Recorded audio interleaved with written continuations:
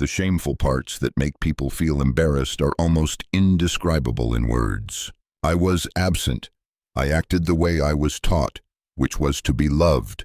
I had to disappear. Some wounds don't need blood. Just 5 names and a lifetime of suffering.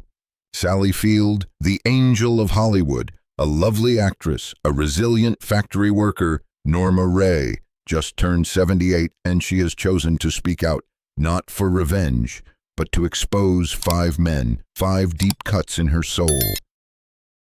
One man made her feel this way when she was just 14 years old. Another used love as chains to imprison her. One pushed her to the brink of suicide. And one was a legend adored by the audience. Are you ready to hear the truth? Because after watching this video, you might find yourself reflecting on the men who have passed through your life before winning 2 golden Oscars. Before the audience applauded at her iconic line, "You like me right now, you like me." Sally Field is just a little girl born into insecurity. Yes, I did that. I did that. I did that. I did that. But I did that. Sally Margaret Field was born on November 6, 1946, in Pasadena, California, USA. Her parents divorced when she was just 4 years old.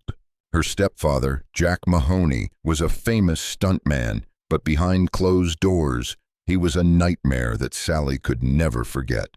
He didn't hit me. He violated me with silence.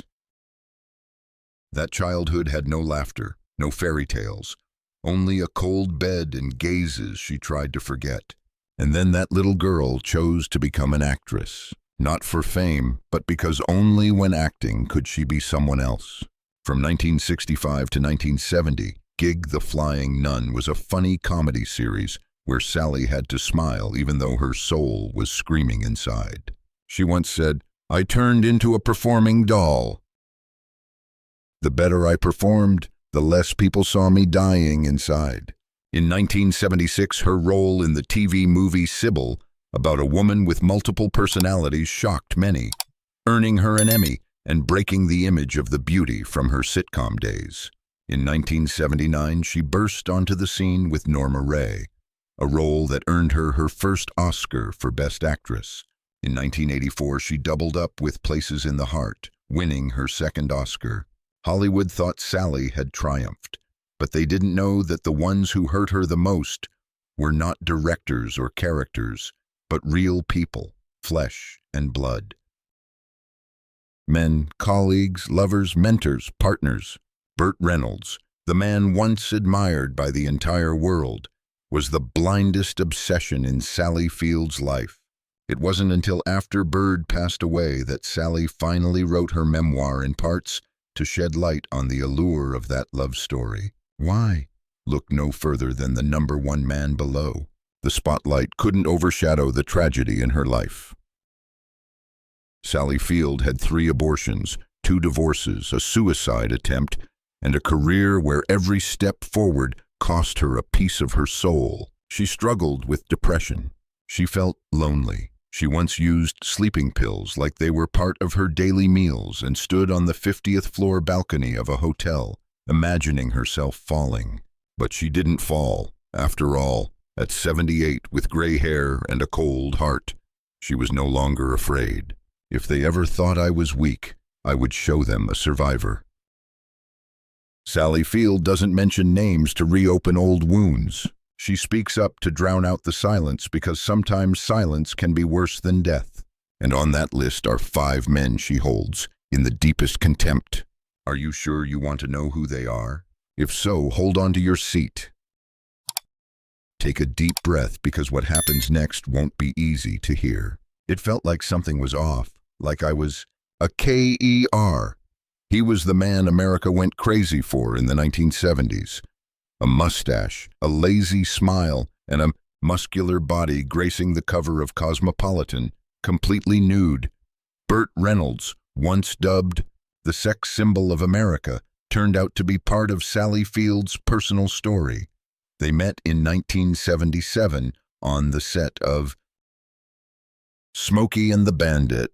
On screen and off, they sparked. The golden couple of Hollywood, People envied them, praised them, but few knew that every romantic scene was another moment Sally had to hide her tears. I loved him, but that love was a trap I walked into with my eyes wide open. Sally once described Bert as a man with intense charm, yet deeply controlling behavior. He was jealous when she spoke to male co-stars, forbidding her from taking roles he didn't approve of, ordering her to dress according to his preferences, and when she won awards, he reacted coldly as if it offended him. She was nothing without him. Sally, a woman who had been controlled by her stepfather since she was young, fell into the same pattern, now dressing in a more seductive style. A famous lover, whenever she tried to leave, he would gently promise to change, holding her, as if he was grasping her soul. And Sally, like millions of other women, believed, and then got hurt, and then came back again. They broke up, but not through a conversation. Bert announced their breakup in a television interview. Sally turned on the TV and discovered she was no longer his girlfriend. An unspeakable humiliation, a wound that would never fully heal. 40 years later, Bert, she passed away. The whole country mourns. But Sally didn't shed a single tear. Instead, she chose to write. Her memoirs came in parts, revealing everything, each cut, each interruption. Every night she cried silently while he captivated the audience on stage. He might be the man I love the most, but also the man I hate the most. Because he made me hate myself. And if you think Burt Reynolds is the worst, you haven't heard about the second man, the one who taught Sally Field how to act and was also the first to steal her innocence from the soul of a teenage girl. The second, Herb Bruckner, her first teacher and the one who made her want to disappear. Before Sally Field stepped onto the Oscar stage, before she smiled next to Burt Reynolds on screen, there was a man hardly known who first made her feel like a real person. Not a director, not a co-star, but her high school drama teacher, Herb Bruckner, who saw her potential, then shattered her spirit piece by piece. Sally Field recalled that at 14 she was a shy girl, avoiding eye contact, always shrinking back at school. Herb was the only adult who looked at her and said, "You have something different. You have fire inside."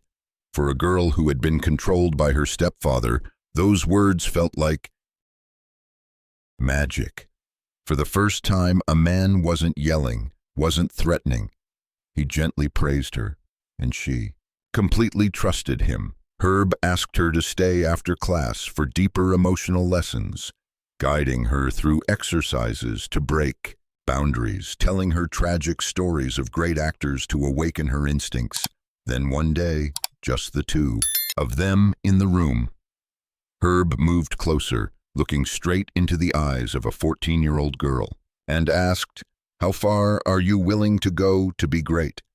At that moment, Sally felt shattered. I didn't know why. I felt dirty. I only knew that from that day on. My body no longer felt like it belonged to me. Sally never told anyone. No accusations, no confrontations, just a prolonged silence. For nearly half a century, and from that invisible wound, Sally Field stepped into the entertainment industry with a deeply rooted self-doubt. Her whole life was a battle within. Herb Bruckner, a man who never appeared in tabloids, never got involved in scandals, yet the second man Sally Field despised most, not because he touched her, but because he stole her faith and kindness, her sense of innocence. And then came the third man who didn't do things in the dark, but right there on the red carpet before the camera lenses, colleagues, and millions of viewers. 3. Tommy Lee Jones, the man who never touched her but pierced her self-esteem. It was 1985. Sally Field had just won the Oscar for Best Actress for her role in Places in the Heart. She stepped onto the stage, trembling and saying her legendary line, "I like you right now. You like me." The whole world was moved. People called it the most heartfelt Oscar speech ever, until Tommy Lee Jones mocked and whispered to someone nearby. But the mic caught it. She didn't win because she was amazing. She won because she was commercially valuable, and they needed a woman this year. Rumors spread quickly. People whispered about what Tommy had said backstage.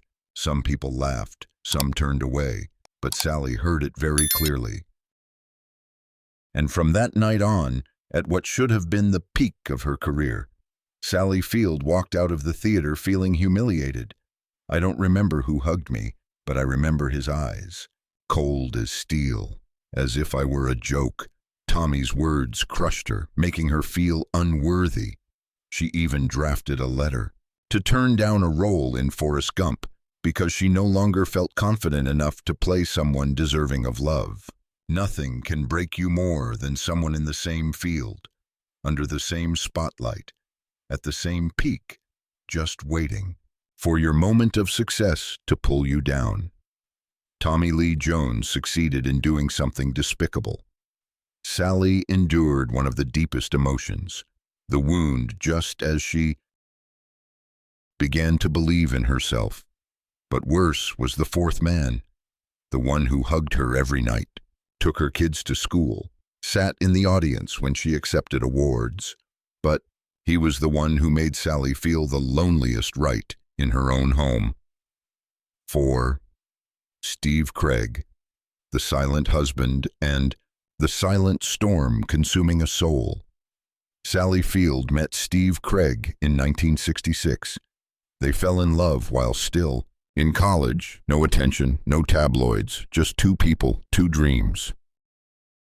One promise: no matter who you become, I will always be your place to return. In 1968, they got married. Sally was still the innocent girl with the wings of the flying nun. Steve was a quiet college athlete, discreet, and loved Sally like his own life. They had two sons together, Peter and Eli, who were the anchors in Sally's chaotic Hollywood world. For many years, he was the only man who wanted nothing from her. No manipulation, no control, no betrayal.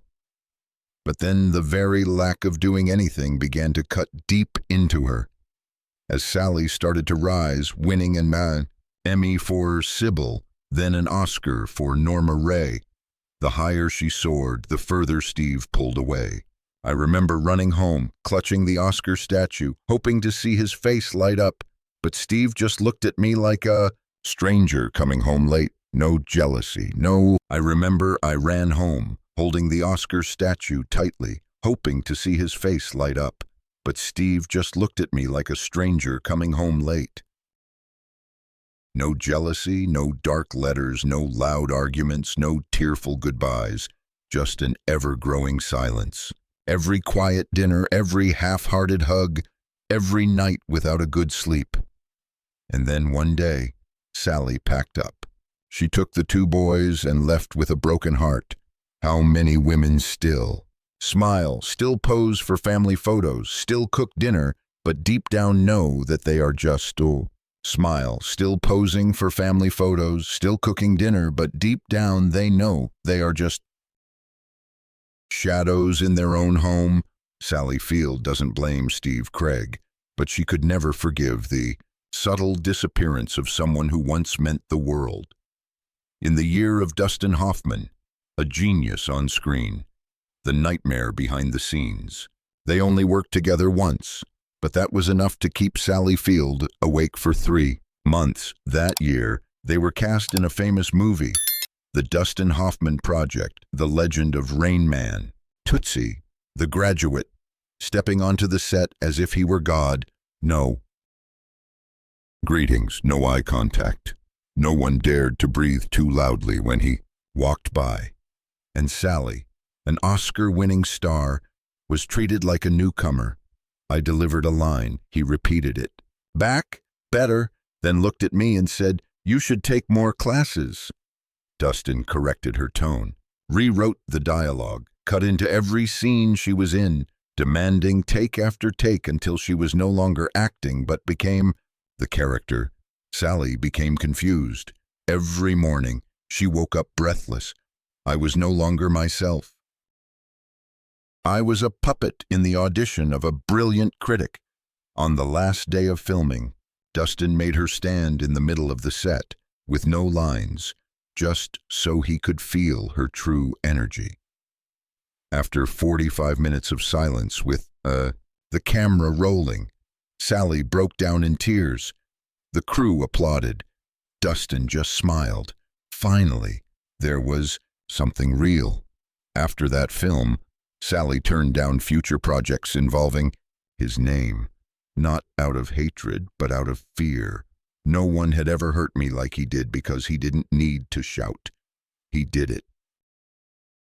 With cold intelligence, Dustin Hoffman, the fifth man Sally Field despised the most, was a psychological storm that left no scars but almost made her never want to act again. It took 78 years for her to dare name each one. Sally Field did not speak up to seek revenge. She spoke up to reclaim the part of her soul that hadn't been taken. Follow our channel for more powerful and captivating stories.